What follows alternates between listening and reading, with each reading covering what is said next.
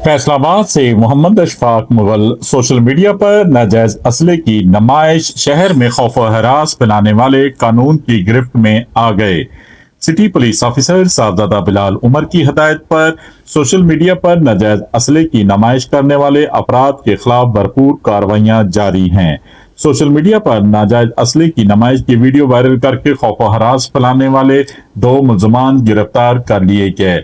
DIB incharge Madina division Mohammad Arsalan Bari sub inspector ने video viral करने वाले मुलजमान मोहम्मद बूटा और मोहम्मद बिलाल को असले समेत गिरफ्तार कर लिया।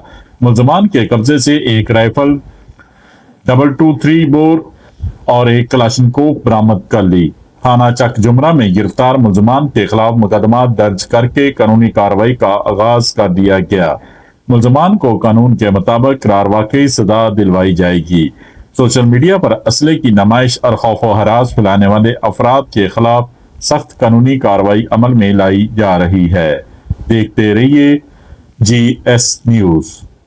इस वीडियो को लाइक करें, हमारे चैनल को सब्सक्राइब कर बेल आइकन जरूर प्रेस करें